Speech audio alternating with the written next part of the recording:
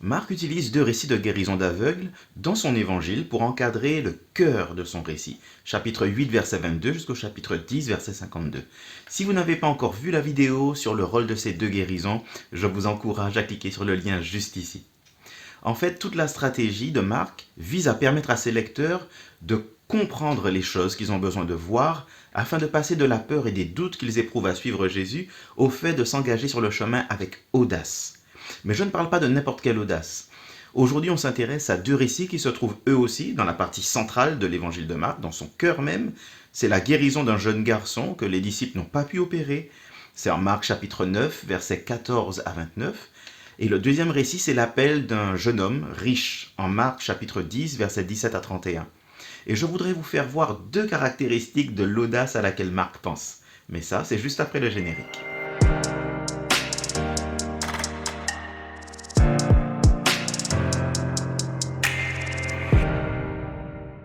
Le premier récit instruit les lecteurs sur la force qui soutient l'œuvre du disciple.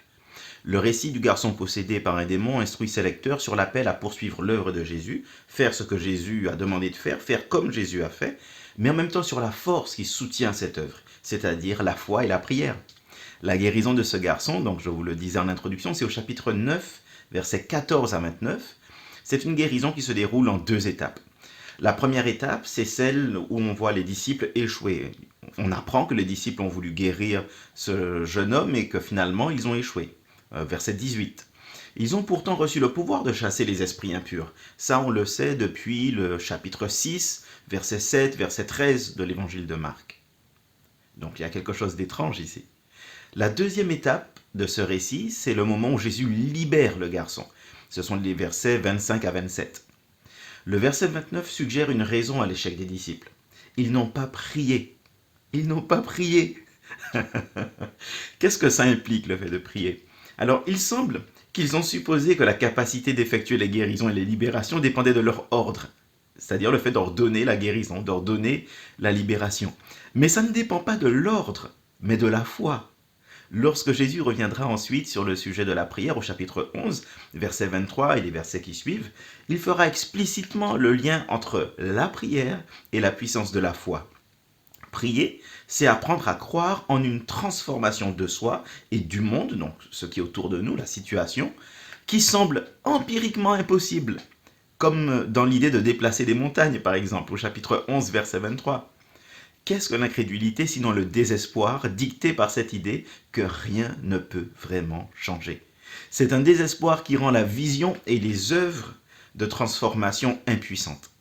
Les disciples sont chargés de combattre cette impuissance-là, cette tentation à la résignation, à l'abandon. Non pas s'abandonner à Jésus, mais abandonner face à une situation. Et ils doivent vaincre cette tendance, cette impuissance, cette tentation par la prière. Ils doivent rester éveillés et prier. Marc renforce encore l'importance de la foi et de la prière qui doit l'accompagner en opposant le cri de dépendance du père du garçon à une sorte d'autonomie infructueuse des disciples. Le père reconnaît son manque de foi et il se tourne vers Jésus pour obtenir de l'aide. Verset 24. Je vais vous lire ça au verset 24. Aussitôt, le père de l'enfant s'écria « Je crois, viens au secours de mon incrédulité ». C'est un cri qui exprime tout un paradoxe là.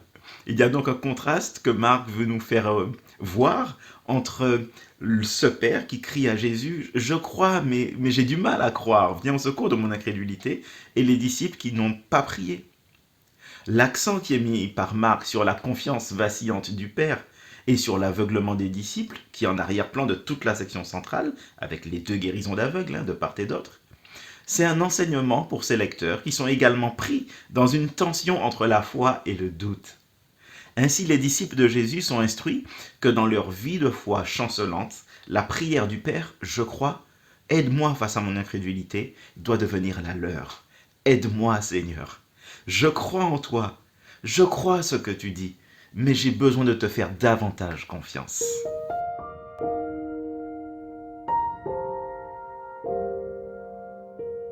Le récit de l'appel du jeune homme riche enseigne une autre facette, une facette complémentaire de la vie du disciple. On y trouve un homme habitué à décider de son propre destin. Il a le pouvoir et la richesse qui le lui permettent. Et il se heurte à une difficulté qui l'empêche de s'engager totalement envers Jésus, à sa suite. Cela reviendrait à perdre le contrôle. La question qu'il pose à Jésus est très intéressante. Il veut savoir ce qu'il doit faire, que dois-je faire pour accéder à la vie éternelle. Ainsi, les moyens dont il dispose pour parler de cette manière doivent disparaître. C'est parce qu'il a les moyens de faire qu'il demande tout simplement « Que dois-je faire ?» Il suffit que Jésus lui donne la réponse et il le fera. Il en a les moyens. Il est riche. Il a de l'honneur. Enfin, il a tout ce qu'il faut, quoi. Le récit concerne en fin de compte la nature radicale d'une foi authentique. Il faut avoir une confiance suffisante en la personne de Jésus de Nazareth pour pouvoir en payer le prix. Parce qu'il y a un prix finalement, un certain prix à payer. Or le jeune homme est mis face au coup du discipulat. Et je vous le donne en un mot, mais je suis presque sûr qu'on pourrait le dire en chœur. Parce que vous l'avez compris vous aussi, en un mot c'est tout. Vends tout, donne tout, viens et suis-moi. Et j'aime la façon dont Marc rapporte la réponse de Jésus. Donc nous sommes au chapitre 10 au verset 21. Et là je vais vous lire encore cette réponse de Jésus au chapitre 10 et verset 21. Parce que là on voit toute la compassion de Jésus dans cette réponse. Il n'est pas en train d'accuser le jeune homme dans sa manière de répondre. Mais avec compassion, il va essayer de lui ouvrir les yeux. Après, à chacun de voir, comme ce jeune homme, si les yeux s'ouvrent et acceptent la pleine lumière ou si les yeux préfèrent se refermer parce que la lumière est trop forte. Voici donc le verset, nous sommes au chapitre 10, verset 21. Jésus l'ayant regardé l'aima, puis il dit, « Il te manque une chose. Va, vends tout ce que tu as, donne-le aux pauvres, et tu auras un trésor dans le ciel, puis viens et suis-moi. » Vous voyez ça? Il le regarda et il eut un regard plein d'amour, il l'aima. Il ne manquait pas grand-chose à cet homme. Mais le problème que ce jeune homme riche rencontre, c'est que en fait, je dirais que ce ne sont pas ses biens eux-mêmes. Ce ne sont pas les biens matériels qu'il possède, mais plutôt le rapport qu'il entretenait avec ses biens. La façon dont il s'était construit lui-même. Et la manière dont il envisageait la vie, autrement dit, c'était sa vision du monde qui était en jeu là. Et donc le renoncement auquel Jésus l'appelle est plus profond que seulement renoncer à des choses matérielles. C'est renoncer à une certaine vision du monde, une certaine vision de la vie, une certaine vision de soi-même. Et donc suivre Jésus suppose un prix qu'il ne veut pas payer. Aussi, comme le décrit Marc, son visage s'est défait et il s'en est allé triste au verset 22. Car malgré l'invitation de Jésus à le suivre et son désir sincère de le faire, cet homme était trop attaché à sa richesse et au statut, à l'honneur qu'elle lui procurait. Surtout dans une société, il ne faut pas l'oublier, une société qui était très orientée par les questions d'honneur et de honte. Donc c'était difficile pour ce jeune homme de renoncer à cette façon de vivre et abandonner cette sécurité apparente qu'il avait et devenir tout simplement dépendant de quelqu'un d'autre, même si cette personne c'est Jésus et sa parole. En fait, sa décision de se détourner de Jésus reflète un amour plus grand pour sa vision du monde que pour le don de la vie éternelle finalement. La question des disciples à Jésus au verset 26 interpelle le lecteur. Parce qu'ils disent à Jésus, donc verset 26, je vous la lis, « Les disciples s'étonnaient encore davantage et se disaient les uns aux autres, « Alors, qui peut être sauvé ?» Je continue le texte, tant qu'à faire. Jésus les regarda et dit, « Cela est impossible aux hommes, mais non à Dieu, car tout est possible à Dieu. » Si un jeune homme pieux, parce que dans le texte nous apprenons qu'il connaissait la loi et qu'il s'était attaché à la mettre en pratique, si un jeune homme pieux, et peut-être que les disciples se disaient en plus qu'il est de surcroît béni puisqu'il est riche, donc si un jeune homme pieux et matériellement béni n'a pas la garantie d'accéder au royaume de Dieu, qui peut y entrer ? Et notez que la réponse de Jésus ne concerne plus les riches seulement, mais tout le monde. Aux hommes, c'est impossible. Aux êtres humains, c'est impossible. Aux enfants, aux femmes, aux hommes, c'est impossible. Mais pas à Dieu, car tout est possible à Dieu. Dieu peut faire entrer n'importe qui. Les disciples sont donc invités à nouveau à compter sur l'aide de Dieu, comme déjà ils devaient l'apprendre avec le récit du garçon dont il n'avait pas pu opérer la guérison. Il s'agissait de compter, d'avoir confiance, de compter sur l'aide de Dieu. Aide-moi, aide-nous. Et là encore, il s'agit de compter sur Dieu, car c'est lui qui peut faire entrer.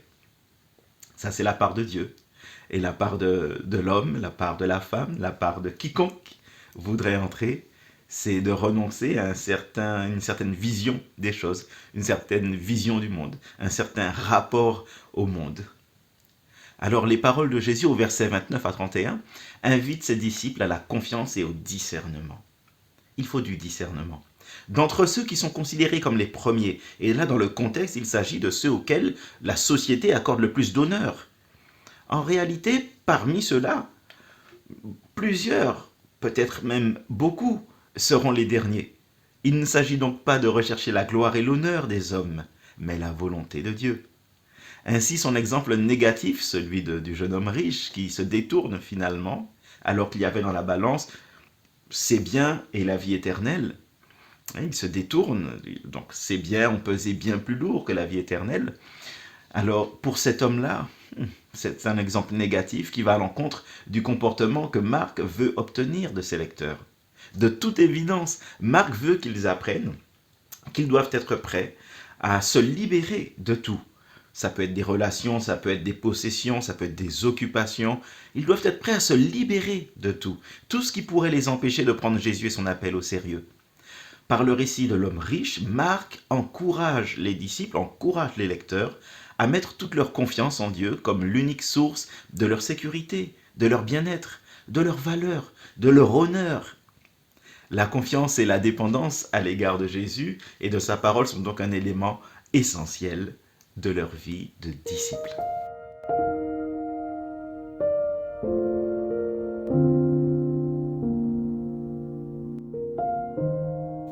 Les récits qui s'inscrivent entre les deux guérisons d'aveugles fournissent, par l'exemple, ce que des disciples doivent apprendre afin de changer leurs attitudes et leurs comportements. Tout d'abord, ils doivent reconnaître que leur profession initiale du messianisme de Jésus est inadéquate. C'était le cas des disciples, et parfois c'est le nôtre aussi. Une vision trop étriquée de ce qu'est Jésus le Messie. Comme Pierre et les disciples, les lecteurs de Marc doivent apprendre que Jésus n'est pas simplement celui qui guérit physiquement, mentalement, moralement, qui opère de grands miracles et dont on peut bénéficier. Il faut voir bien plus que ça. Deuxièmement, ils doivent accepter le fait que suivre Jésus implique de partager sa souffrance plutôt que de rechercher l'honneur et la gloire. La gloire est au bout du chemin, c'est clair, et pas la gloire des hommes, la gloire divine, elle est là. Christ en nous, l'espérance de la gloire.